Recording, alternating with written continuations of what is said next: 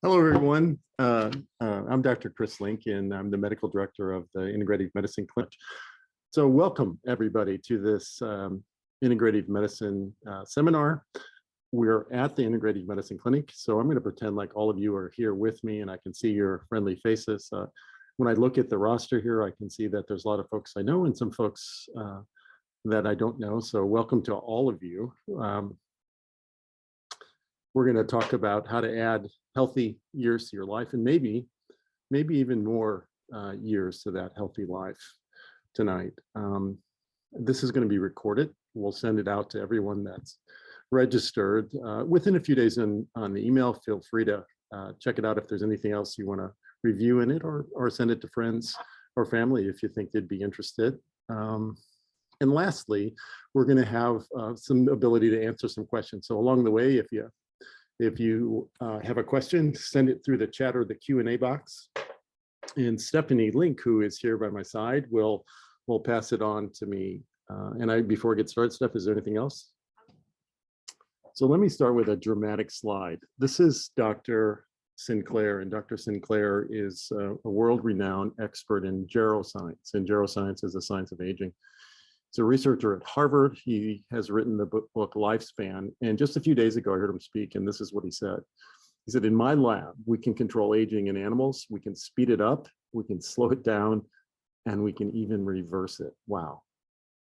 He said, these scientific discoveries will fundamentally change human history.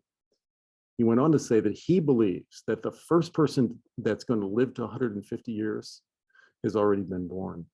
And this guy is not at some second-class university that is, spouting things that are unlikely to be true. This is one of the world's top researchers in geroscience at Harvard. So aging well, better health is indeed possible. So during this talk, at the beginning of the talk, we're going to look at the science of aging. What do we know in 2022? I'll be able to share with you much of what I've learned over my career and really over the last several months as I really dug into this topic. I'm enthusiastic about sharing it with you all. But having said that, some of the real keys to living well and living well longer, we already know. This has been known for more than a couple of decades, that optimal nutrition, movement on a daily basis, restorative sleep, stress management really, really makes a difference in how we age. The second half of the talk, we're going to review what we know about these topics and how we optimize them all. I think many of you know my story, but some of you don't. I trained in emergency medicine, practiced emergency and trauma medicine for 20 years. I could take care of pretty much anything that rolled in that door, or walked in the door, or fell in the door, from serious lacerations and broken bones to multiple trauma, heart attacks and strokes, just an array of different things. I saw too many things, and it was, to be honest with you, it was quite stressful. And the pace, the nights, the weekends, the issues with getting the right sleep and the right nutrition, I really wasn't all that healthy in the mid-1990s. And I picked up this book called Spontaneous Healing, Dr. Andrew Weil, who is the father of integrative medicine, wrote, and it really changed my life, really opened the doors to how we can age, how we can be healthier, and how that many of the patients that came into the ER to see me for those exacerbations of asthma or diabetes or infections or heart attacks or strokes, that many of this was really preventable with the right sort of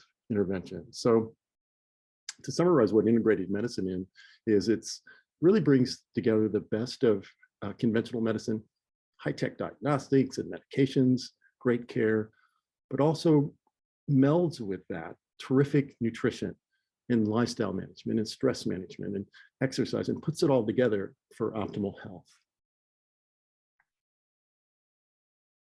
I opened the Integrative Medicine Clinic in 2009. And about a year and a half ago, Julianna Link, a physician assistant, a provider, joined the Integrative Clinic. I'm really proud about that. And at the Integrative Clinic, using conventional medicine and integrating lifestyle and nutrition, we really have special approaches to thyroid disease, GI-related problems, chronic abdominal pain, irritable bowel syndrome, treatments to reduce or reverse autoimmune disease, clearly treatments and nutrition that can impact diabetes, heart disease prevention, bone health, the use of bioidentical hormones.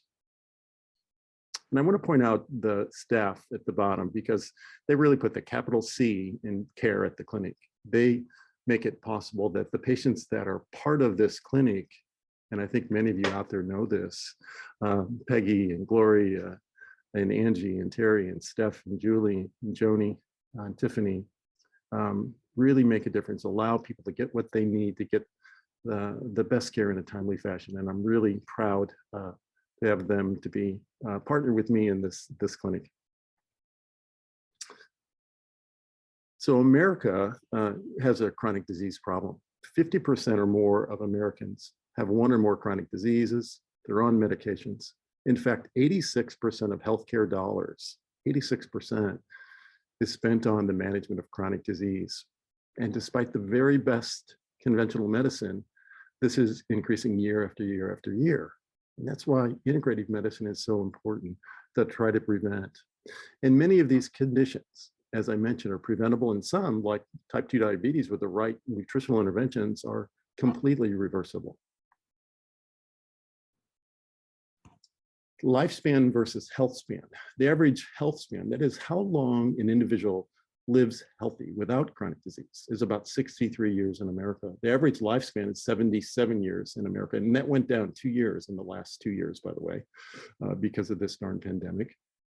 So that means there's 14, 15, 16 years or longer where people they're living with chronic illness. They're not performing at their best.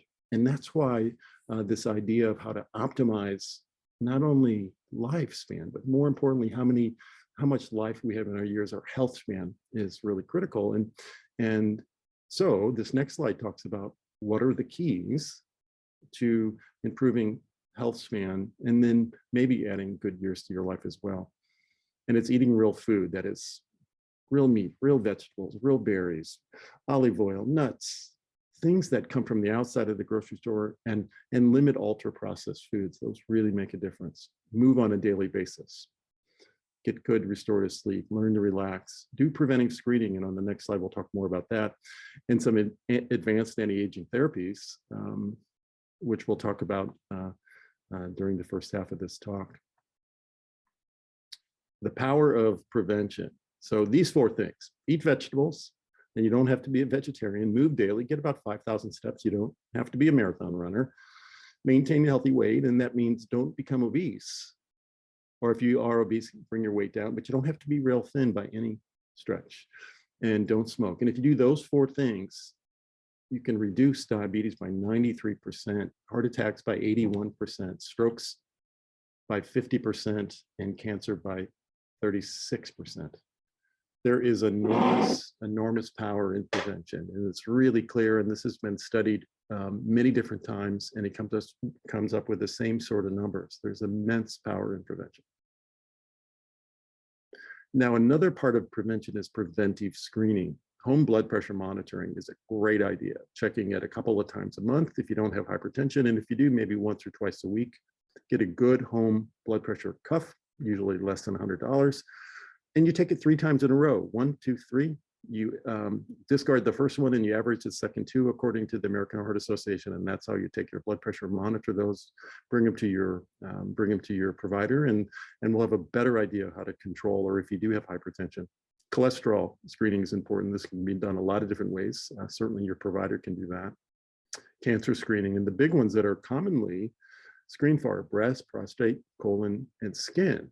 Now, that's important. And around the corner at the bottom here, I'm going to talk about liquid cancer screening biopsies. This is a new technology. It's not universally available. It's not universally paid for by insurances yet, but it's a technology that I think is going to make a major difference. So this new cancer screening tests for about 50 other cancers. And why is that important? Because 71% of the reasons people die from cancer are from other cancers, other than prostate, other than breast, other than skin, other than colon.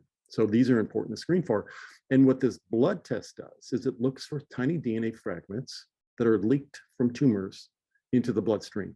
And these now very sensitive tests can find these. There are a few insurance companies in this country that already pay for this, not many. It's about $1,000 to get this test. Not terribly expensive when you think that a colonoscopy might be $4,000 or $5,000 to have done. Excuse me while I have a little bubbly water there.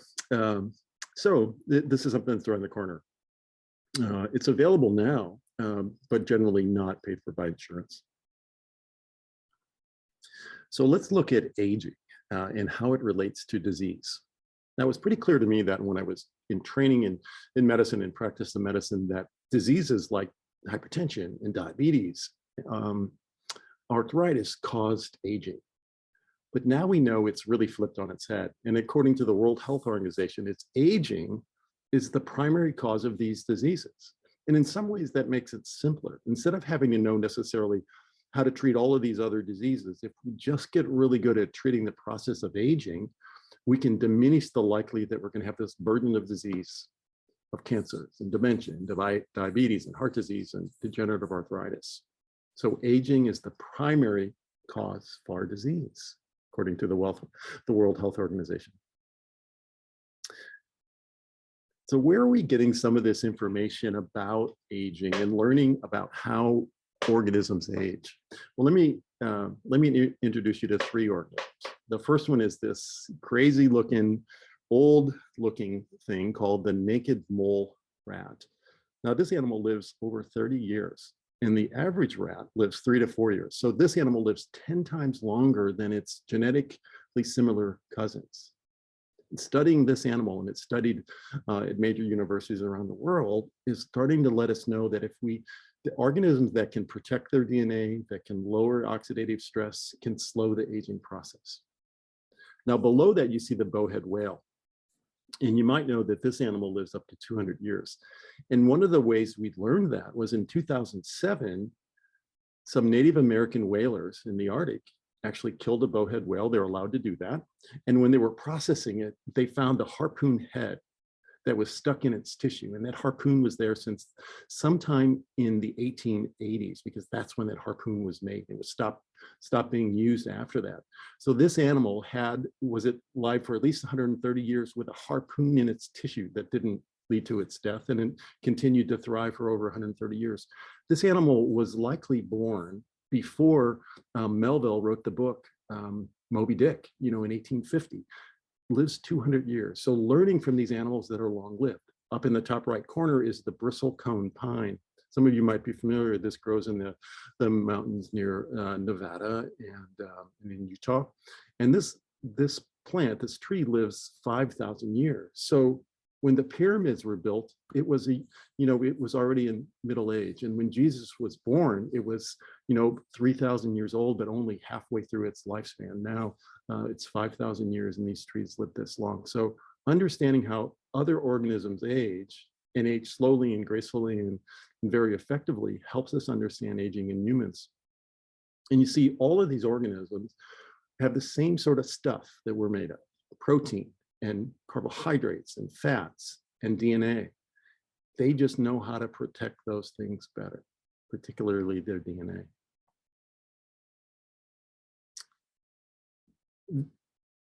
There's recognized at least 9 different things that's involved in why humans age.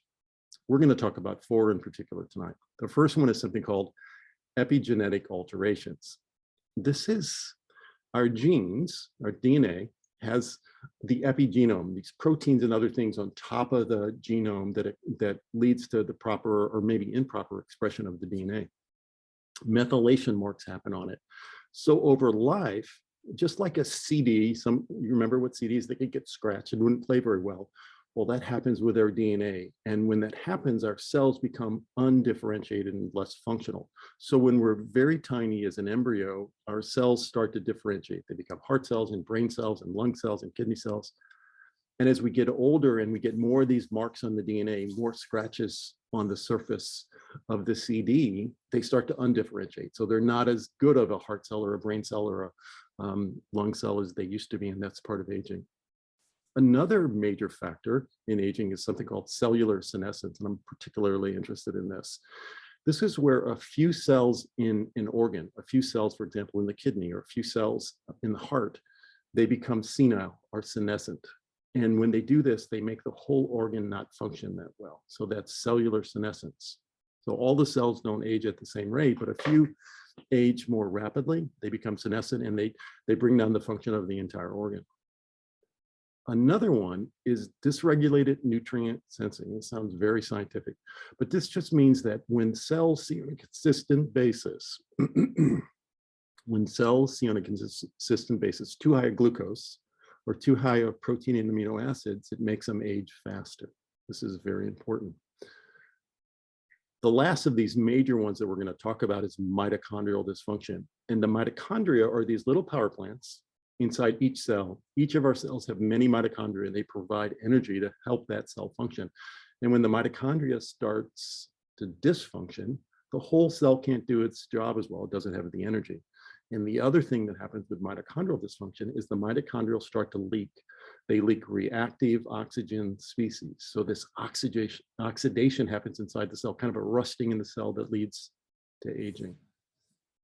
So if we can learn to slow these processes and understand these processes, we can eliminate some diseases or really reduce the likelihood of them. And I want to just say something about people living longer. You know, the social aspects, the practical aspects, all of that needs to be worked out. But what's really interesting, because obviously we have 7.8 billion people on the planet, so there's a lot to this. But the interesting thing about centenarians, those who live over 100, they tend to live quite functionally until the very last few years of their life. And then they die of the same sort of things that any other person will die of: heart disease or pneumonia or kidney infections or strokes or whatever. But they tend to do it in a kind of a compressed fashion within a couple of years. So they stay functional, and they're not necessarily utilizing more healthcare dollars or other things like that when they're living. They're in fact functional and, you know, involved in their family's lives. So there's a lot to discuss there, but it's interesting. Okay, so back to these four major underlying causes of aging. The epigenetic alterations, that leads to undifferentiation, dysfunctional cells as we get older. Dr. Sinclair at Harvard is studying this, and he's the one that discovered resveratrol. And resveratrol and NAD and NMN actually help protect the genome from these methylation marks. So it helps slow the aging process. There are now ways that they're able to reverse that, some in animals. Very, very interesting. Cellular senescence, where a few cells go bad in an organ and bring the function of the whole organ down. Things like quercetin, which is an extract, a safe extract from onions and apple skins, and procyanidin, which comes from grapeseed extract, is known to selectively clear these senescent cells. Dysregulated nutrient sensing, too much glucose, too much protein, too many amino acids, can be affected by metformin. Metformin is one of the most commonly prescribed medications in the world, very safe, brings glucose down. I'll talk more about that in a few minutes. And then rapamycin was found on the island Ratatouille, where Easter Island is also known as Ratatouille, and that's where rapamycin was found. And it decreases or regulates protein sensing.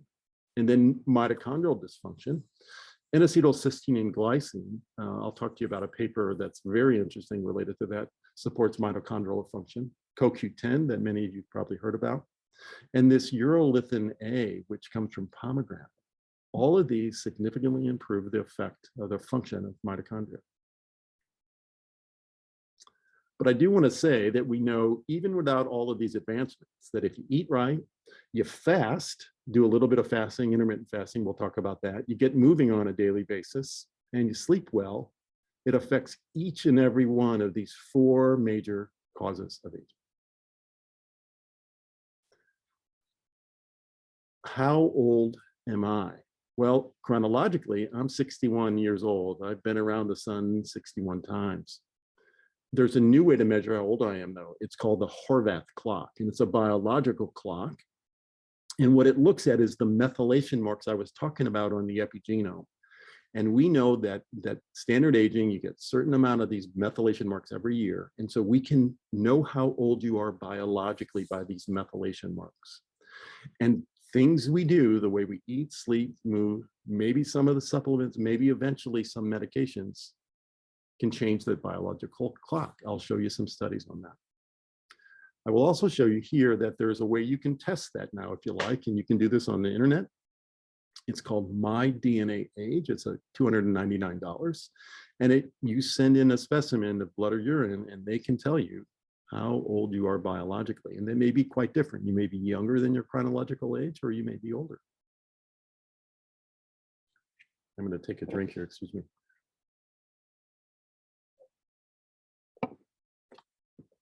Okay, the second of the four major causes of aging that we're going to talk about tonight, the cellular senescence. I find this fascinating. So what happens, so under number one, there's a few senescent cells, those orange cells in these young animals. But as the animals get older, there's more and more senescent cells. So their brain doesn't work quite as well, their muscles aren't as strong, their coat isn't as thick, their immune system isn't as well.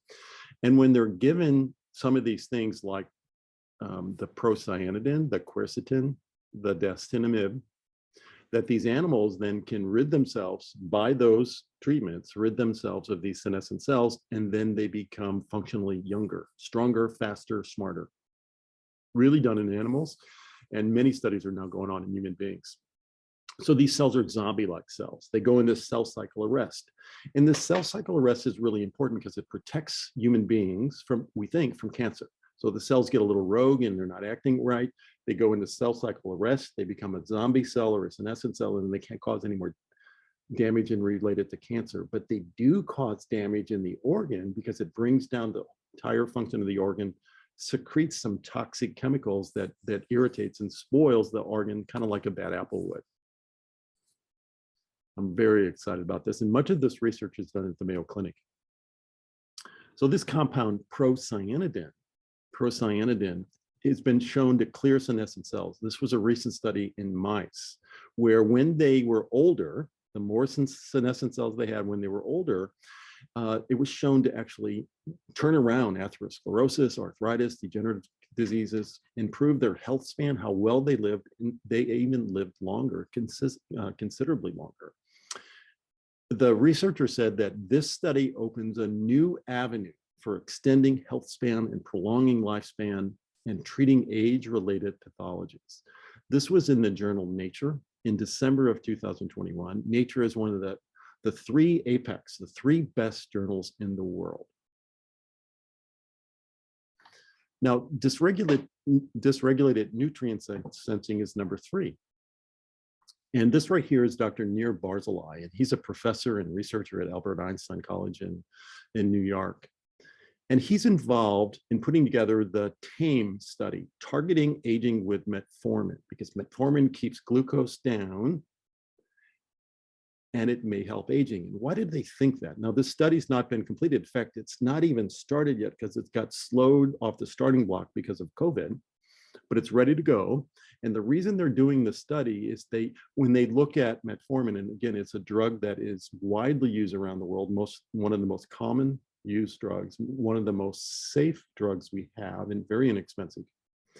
When they look at diabetics that take metformin, they tend to live longer with less cancer and less other diseases. Not only live longer than other diabetics, they live longer than people that don't have diabetes. So now what they're going to do in this TAME study is they're going to give adults without diabetes metformin and see if they see the same sort of benefit. It's going to be a 6-year study, and they'll look at lots of different things and probably their biological clocks as well. Now, there's studies about rapamycin too. Most are done in animals. A lot of these studies are done in dogs, showing that dogs do better function, better heart function, etc. But a recent study used rapamycin in human beings, and they found that their immune systems in human beings were improved with intermittent use of rapamycin. It's a drug that's been around since the 1980s. It's primarily used to prevent problems with organ transplants. Now, because I'm an integrative doctor and I don't like to just depend on medications or supplements, I want to just let you know that one of the best ways to regulate nutrient sensing and to help you with aging is to do intermittent fasting. And that means that you're eating in a window of about 8 hours daily and you're fasting about 16 hours overnight. During that long fasting period, your protein, your amino acid, your glucose are lower, and it allows the cells to repair better. This is a stunning paper. And this was also in the journal Nature, again, an Apex journal, one of the 3 best journals in the world, September of 2019. And adult human beings were given 3 common drugs, metformin, DHEA, and growth hormone. And then they followed them for the next year. They followed their biological clocks, and their biological clocks, the Harveth clock that I talked about, actually reversed by 2.5 years. And it was quite amazing. Now, this wasn't done in a large group of human beings, but it was, and it was safe in that group. We need much more study. I'm not ready to use it in my clinic or on myself, but it does let us know that some of these things can impact the way the human body, the human genome ages. Now, I don't know how many of you read the Wall Street Journal, and I typically don't, but a friend of mine sent this to me today. This was in the Wall Street Journal today, 1/11/22, and it says, "Can you fight aging? Scientists are testing drugs that help." And I'll read this. This is from Stephen Austin. "A magic pill that makes life expectancy jump from 80 to 150 years isn't likely, at least not right away." Stephen Austin, a senior scientific director of the American Federation for Aging Research in New York. He is also the chair of biology at the department, at the University of Alabama in Birmingham. And he went on to say that a 10 to 20% increase in lifespan beyond the current of 80 years is quite conceivable based on our current science. Major researchers, Dr. Sinclair, Dr. Austin, and others around the country and world are getting a great understanding about aging and how we may impact them. Now let's go back to the basics. The key, keys to healthy aging is to eat real food, and we're going to talk about that in detail. To move, to sleep, to relax, to use optimal nutrients and supplements. These are effective, they're safe, and they're absolutely ready for prime time. And the data is just clear that when you optimize these, and we all can impact them, we can have a positive benefit on our health. And I'll just say that when you do these sorts of things, you also positively impact the health of the people around you because they follow your example. So nutrition, keep it simple. Eat real food, more healthy whole food, eat less highly processed foods. Right now in this country, it's believed that 60% of the calories eaten by Americans are highly ultra-processed, unhealthy foods. You also need to read labels, and that'll help you a lot to understand what's unhealthy. So keep it simple. Eat less of these. That is, those ultra-processed foods that lead to obesity, diabetes, autoimmune disease. Important recent papers that show autoimmune diseases are increasing rapidly, and we think it's because of these ultra-processed foods, many of which are shown on this slide. They have too much sugar, too many carbs, too much salt, too much junk in them. They're way too easy to overeat. They're hyper palatable, as we all know. Keep it simple. Eat more of these, more veggies, more veggies, more veggies, fruits, berries, for sure. Beans, lentils, whole grains, plenty of meat, poultry, fish, and eggs. And fermented foods are the absolute miracle grow for our healthy microbiome in our gut. You want to eat some sauerkraut and kimchi and good wholesome yogurts. Healthy whole fat dairy. And I'm going to underline whole fat dairy. We now know that dairy fat does not cause heart disease. The fats from nuts and avocados and olive oil do not either. In fact, they make the likelihood of heart disease less. And yes, you can have some sweets, but not very many. Dietary fat, does it cause obesity? The simple answer is no, nor does it cause heart disease. And we just don't think so. But we do know that these processed carbohydrates lead to lots of diseases, including obesity, including heart disease, including autoimmune disease. Now, this is Dr. Walter Willett from Harvard Medical School, and he is considered one of the leading experts in the world on nutrition. And this is what he said. White bread, white rice, white pasta, potatoes, sodas, and sweets are 30 to 40% of calories in most diets. And there's absolutely nothing good about them. They lead only to harm: weight gain, diabetes, coronary heart disease, and cancer. So this is what you can kind of get here, is that the processed carbohydrates, or the sodas and even the juices, the bagels, which we thought were so good in the pasta, those are processed carbohydrates that lead the big bumps in glucose and insulin. But the unprocessed carbohydrates, the kales and the sweet potatoes and those beautiful red lentils and the whole oats over there, those are unprocessed and don't drive blood sugar and inflammation in the body. What I want to point out here is when we eat these processed carbohydrates, like you see below, the potatoes and the cereals and the breads and so forth, it makes our glucose bump. And the problem with the glucose bumping like that is our insulin follows. And the insulin is a driver of cancer, it's a driver of hunger, and it's a driver of inflammation. Read labels. And I want to emphasize, you want to read the front of the labels and pretty much disregard that, because if you see things like heart healthy, natural, and fortified, usually not a good food. Read the back. Look at these two different peanut butters here. The one on the right is peanuts and salt, perfect. The one on the left, sugar, hydrogenated vegetable oils, mono and diglycerides. The second ingredient is sugar. I mean, just read the labels. When you go to a grocery aisle, you can pick up a marinara sauce or a salad dressing or peanut butter, and you can find them with simple, healthy ingredients. You know, Newman's Own is a great example. Primal Kitchen is a great example of simple ingredients that are going to be healthy for you. Read the labels. It's going to make a difference. And then liquid calories. These are nitro fuel for increasing the likelihood of obesity and diabetes and heart disease and dementia and cancer. Now, you can get 1,400 or 1,370 calories if you start with a juice, have a sweetened coffee, maybe a soda with lunch, a sweet drink after dinner, a sweet tea, you know, after you cut the grass, and maybe a beer watching the game. I mean, that's 1,400 calories. That's about the average amount of calories that an adult needs during the day. And the problem with the liquid sugar is it gets into your bloodstream very, very rapidly. So what to drink? Lots of water, purified, hopefully. Green tea, coffee. This here is a fermented beverage. It has 30 calories in it. It has some natural flavors. It's actually got some probiotics in it. So it's a healthy choice. I read the back and the front. And yeah, so it has a little bit of sweet in it, but not very much. Let's talk about protein. So it turns out that people who eat a lot of protein early in life have a little bit higher risk of cancer.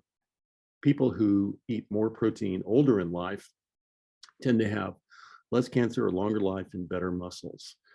And that means getting about 30 grams of protein 2 or 3 times a day for most adults. 30 grams of protein is about 4 ounces of salmon or chicken or beef. 1 egg has about 7 grams of protein. So if you want to get a good dose of protein, you're going to have 2 or 3. Beans and lentils and nuts and all of those sorts of things, and yogurt can have protein in it as well. But you want to get enough protein with each meal so that you can maintain your muscles. But interestingly, the protein also helps keep your blood sugar down, and it helps maintain your immune system. Time-restricted eating. So when we eat, we fuel our body, and that's in that 8 to 10 hour window during the day. And when we fast, we repair. Keep that in mind, and try to eat during the daytime when your digestion is optimal, when you're using your energy, and when most of us make better food choices. And eat less at night when our digestion wanes, when we're much more likely to take that nutrition that we eat and store it as fat. And we're all too often our food choices just aren't as good. We're more likely to eat highly processed carbohydrates or sweet drinks or whatever the case may be. So do your best to eat earlier in the day. Try not to eat too early, and try not to eat too late at night. The reason that is that when we do this time-restricted eating, it lowers cholesterol, it lowers blood sugar and insulin, and we know that's a part of aging. It improves fatty liver disease, which approximately 50% of Americans have these days. It lowers inflammation. It lowers mTOR, and that's got to do with protein sensing, and that's another one of the major factors of aging. And it turns out that the time-restricted eating, that if you're eating in this 8-hour window or so, which is optimal, maybe 10 hours for women, 8 hours for men, that if you do it 5 days a week, that you can get almost all of the benefits. You don't have to be perfect. You don't have to do it every day. Take a day or two off. But it's a good idea for most of us. And I love this quote by Mark Twain. A little bit of starvation can really do more for the average sick man than the best medicines and best doctors. It's pretty astute reasoning back in the, I suppose it would be about the 1890s when he said that. So keep it simple. Avoid the ultra processed foods. Doesn't mean you can never have them, but eat more of these foods, the real veggies and berries and nuts and beans and meats and fermented foods and whole fat dairy and avocado and olive oil. And move. I put down here 7,000 steps daily. I really like fit instructors. I've got my Apple Watch on. I have about 8,500 steps today. Went for a walk this morning, went for a walk after I was done at the clinic today. It's really good to move. At least, depending on your physical capacity, you really want to try to get towards 7,000 steps. But if that's not possible, get as many as you can safely. I also like resistance training and a little bit of cardio, and we'll look at that. So for me these days, as I'm getting older, I really like functional movement training, and these are particularly helpful.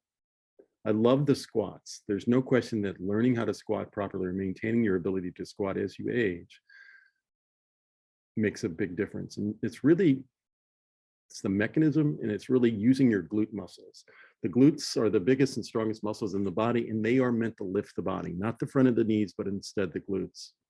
Then below that are these lunges, and lunges can be modified by using a chair, or they can be done if you've got great balance and strength without a chair. They are terrific for the balance, the strength of your core. The bridging there is also terrific for your glutes and your core.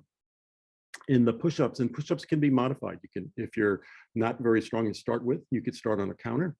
As you get stronger, you can do maybe these modified knee push-ups. And if you get really strong, you can do a standard push-up. It's not important what level, it's just that you're doing it and you're strengthening the shoulder girdle, or in the examples of the squats and the lunges, the lower half, and in the bridges, the core. Then I also like these exercise bands.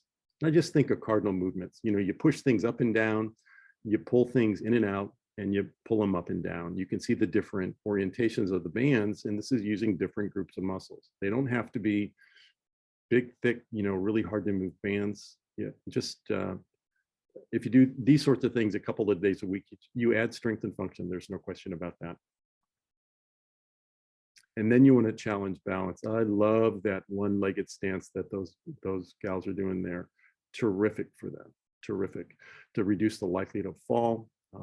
Maintains their vestibular system. It does so many good things. And then yoga below is another great example of challenging your balance. Cardio training.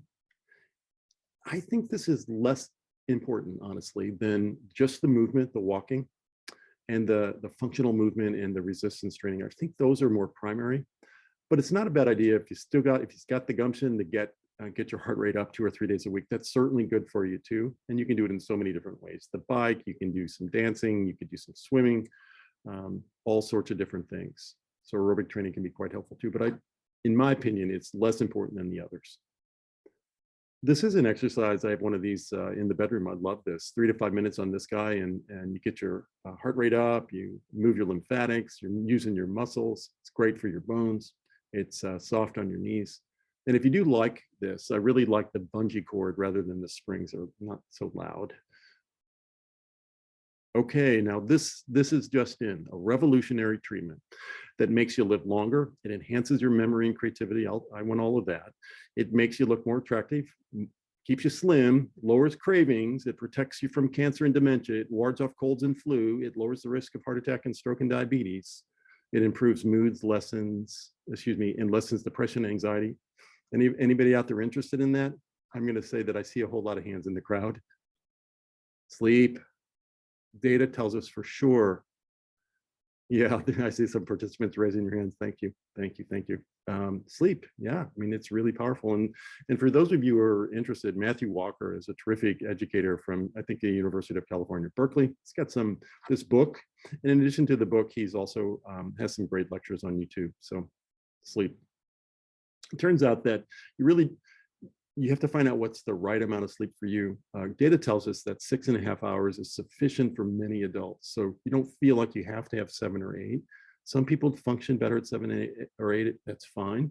But people that are consistently sleeping in the 6.5 hour range tend to do well as they age. So it repairs, it refreshes. To get good sleep, you don't want to, no wine after 9. Caffeine only early in the day for most of us. If you wake unrefreshed, you got to think about sleep apnea, get tested, tell your provider about that. And these sleep trackers are really nice. The Apple Watch I have, an Oura Ring, which is really interesting. And then there's snoring apps. I don't know if you're aware of these or not, but you can get free apps off at the App Store that you can put your phone by your bed and it will listen and record when you snore. And you can get an idea if you have significant snoring. And if you do, you may have disrupted sleep. Relax. Stress leads to insomnia, muscular pain and tension, poor immune system. There's so much data coming out these days on just repetitive slow breathing and what it does to the nervous system and the mind. I like meditation apps like Calm and Headspace. I think probably many of you have used those. Prayer, reflection, connection with your friends and family. Gentle exercise like yoga and Tai Chi. And these days I've really been using more often in my own life something called Yoga Nidra. Which are available on YouTube. They're free and they're guided meditations. And they're studied now at Stanford. And instead of called Yoga Nidra, Stanford calls them non-sleep deep rest. And it's a great way to restore the mind and the body and deeply relax in about 20 to 30 minutes. So I recommend that for anybody who's feeling maybe a little overwrought with all the things that are going on in our lives, in our community with this darn pandemic. These are some terrific books. I love this Stress Less, Accomplish More by Emily Fletcher. And for those of you that are interested in breathing, this James Nestor's book is fabulous. It's a fun read with a lot of great history, interesting science. Basic nutritional supplements. Vitamin D, vitamin B12, omega-3, and a multivitamin. Lots of good reasons for that. Many adults don't get enough sunshine. Many adults lose the ability to absorb B12, and that's a big cause of dementia. Omega-3s help with heart health and brain health, and a multivitamin recently was shown to decrease the likelihood of dementia as well. I'll show you more about that. At the Integrative Clinic, we have this advanced nutritional testing for those who are interested, where we can really pinpoint what you might need. This person was really low in B vitamins, as you can see. It looks for 30 different minerals and vitamins and omega-3s, looks at toxic metals like mercury and lead, a variety of different things, amino acids, protein. This is a multivitamin study that slowed cognitive decline. This is brand new. It's called the Cosmos Mind Study, done from Harvard. And it's at a daily multivitamin. They followed 2,262 adults aged 65 and older for 3 years. And it slowed cognitive decline by 60%. In other words, those who took the multivitamin those 3 years decreased their aging of their brain by 1.8 years to function. It led to cognitive resilience. This is a very good study done at a marvelous institution. Vitamins are inexpensive and safe. Cognitive decline is a significant concern as a chronic medical illness. This is one that got my attention significantly too. And I mentioned before that autoimmune diseases are rising, things like rheumatoid arthritis, polymyalgia rheumatica, autoimmune thyroid disease, psoriasis, lupus, and many more. This was a study also through Harvard. And they did 25,000 participants for 5 years, and they gave an omega-3 and vitamin D. And there was a 25 to 30% decrease in autoimmune diseases when those adults were followed. This is a big deal. And it's a big deal because those conditions are significant. And it's a big deal because these two things, vitamin D and omega-3s, are not expensive and they're very safe.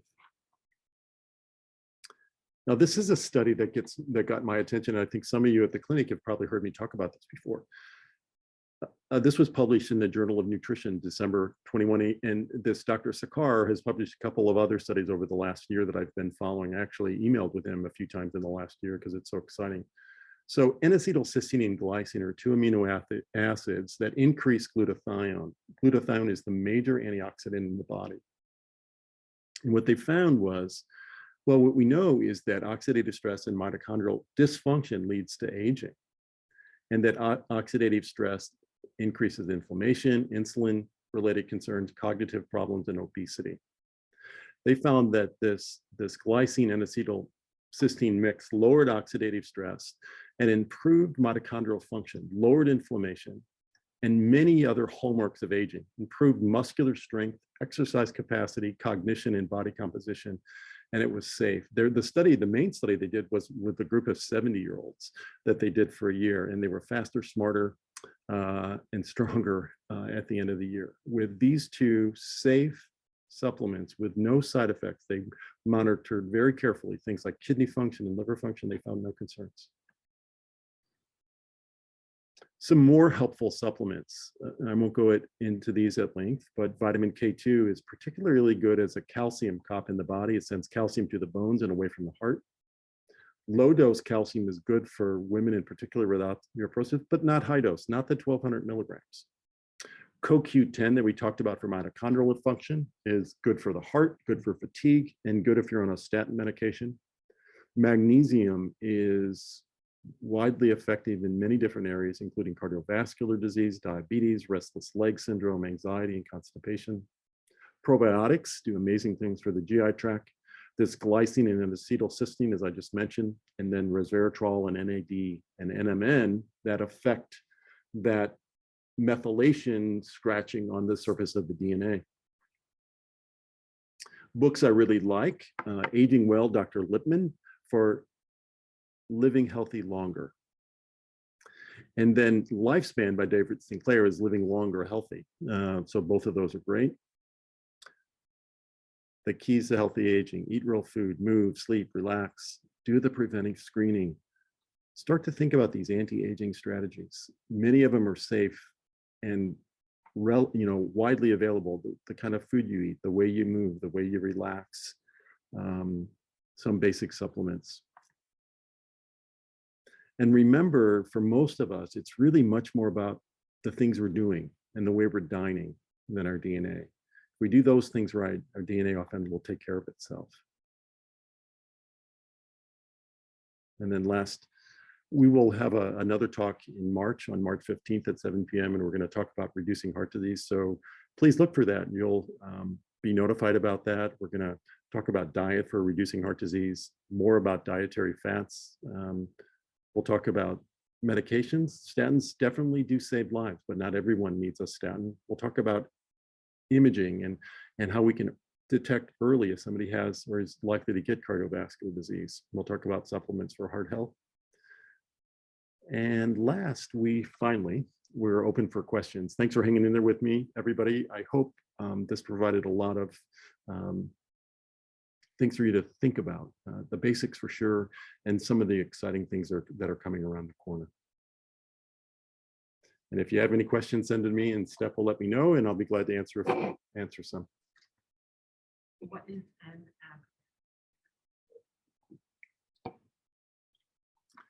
NMN is like NAD, and it helps with, again, those methylation marks on the DNA. So it's actually for some, so NMN and NAD are very much the same, function very much the same. Some people prefer NMN more than NAD, and that's my preference as well. And Dr. Sinclair also feels that NMN is better when used with resveratrol to help with the aging process.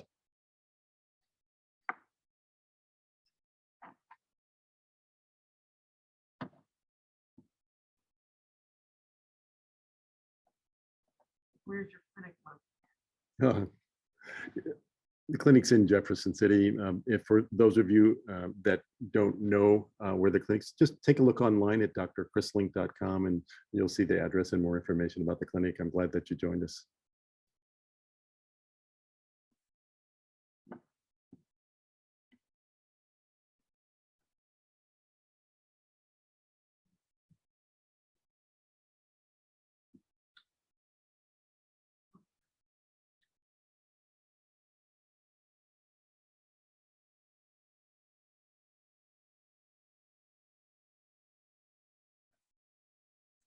Can we get graphics of the whole talk?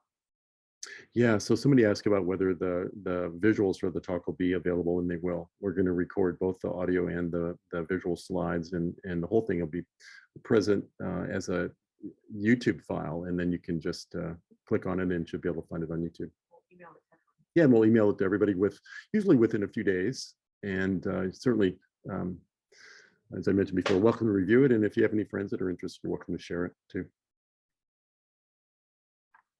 On hunger, if you're doing restricted eating. Yeah, somebody asked about what do you do when you're hungry if you're doing time restricted eating. I think that staying busy is a good way to do it. Typically on most days I have my first meal about 10:15, but on Saturdays and Sundays I tend to eat later. I just keep myself really busy in the morning, and I don't find myself that hungry. I tend to go exercise before I eat. But I would say this, that you don't have to white knuckle it. So, if you're trying to do this time restricted eating, work your way up to this, 8 to 10 hours of eating window. And if it's before that and you get a little hungry, and know what you're going to eat. Know that you can go get a good quality snack, a piece of fruit or some nuts, or part of an avocado, something healthy. Just know it's there. Like for me, I have some nuts in a drawer in my office, and I often have that snack about 10 o'clock in the morning. So I know it's there if I'm hungry. Don't always go to it, but I know I have a high quality, highly nutritious snack that I can go to, and if I need it, I do. Do you have suggestions for picking quality supplements? Suggestions for picking quality supplements. There is an insignia called good manufacturing. Well, it's the GMP, good manufacturing practices. And if that is on a supplement, it's more likely to have more rigorous evaluation of its contents for having what it says it has in it and not having other adulterants. So GMP is a good source, and professional supplements like we have at the Integrative Clinic is a good way too, because we vet all of these and we use professional sources. What type of DNA do you prescribe medications like So the question was, can you do DNA testing that'll give you information about prescribing medications, and in particular psychiatric medications? And yes, there's a couple of different tests that are available out there through physicians that can let you know better how your liver processes medications, whether you're going to process them fast, so you might need more, or if you're going to process them slow, so you won't need as much. So yes, those are available. And these days we're doing more analysis of the DNA to let us understand people's metabolism and how they metabolize certain medications, whether they're psychiatric medications or not. Did you have anything else? Oh, somebody asked about healthy snacks, and I'm just gonna show you a couple of my favorites here. I really like these Yes bars because they have real food in them. When you read the ingredients in these, they're almonds, cashews, dried strawberries, sunflower seeds, macadamia nuts, pumpkin seeds, a little bit of coconut butter, some pecans, some maple syrup, some shredded coconut. So read the ingredients, and this is you can find other things at health food stores. This is one that we particularly like. It's tasty. This right here is Chomp's turkey bar. Now you don't have to get something like this. Just a good piece of meat or chicken or a hard-boiled egg is a great snack. A handful of nuts are a great snack. There's others. We have this Wild Zora package that's has vegetables and meats in it, and so it's simple ingredients, real food, without a lot of sugar, without a lot of processed unhealthy oils like soy oil and hydrogenated vegetable oils, those kind of things. So they're out there these days. You just want to look for those oils, look for the sugar, and just look for snacks that have real ingredients. And maybe start with something really simple. Hard-boiled egg is great. An avocado is one of my favorite snacks. And just slice open an avocado, salt and pepper it, and enjoy it. It's amazing. Should most people take a probiotic? Should most people take a probiotic? I really love that question, and I don't think so. I don't think most people need a probiotic. But what I would recommend instead is to eat fermented foods on a daily basis. Fermented foods, they're the absolute miracle grow for a healthy microbiome, a healthy, diverse microbiome that keeps your inflammation in your body lower, keeps you more regular, does a lot of positive things. So kimchi, sauerkraut, whole fat, healthy fermented yogurts. This is one of the most powerful things I think I can tell you tonight, is that fermented foods are incredibly powerful at keeping us healthy by keeping the diversity of our microbiome high. And they have the, you know, the vegetables and the probiotics all mixed in one in their fermented variety, and they just improve the diversity of the gut and keep us healthier, lower inflammation. I'm really, really excited about them. What about a prebiotic? Somebody asked what a prebiotic is, or what about a prebiotic? So prebiotics are plant fibers. So sometimes you can buy a probiotic that is a healthy bacteria that we know is beneficial in a capsule, and they'll put some plant fiber, something like inulin in it. And then you have a probiotic and a prebiotic. So you've got the bacteria, and then you've got the food that the bacteria grows on. But even better than that is the fermented sauerkraut, which is the plant fibers, which is the, you know, which is the cabbage, and then all the fermented bacteria that are in there and all of their good products. So yes, sometimes a probiotic, which is called a synbiotic, when they have both of them together, is a good thing to use. But for most people, if they can tolerate it and if you can enjoy it, fermented foods on a daily basis are fabulous for you.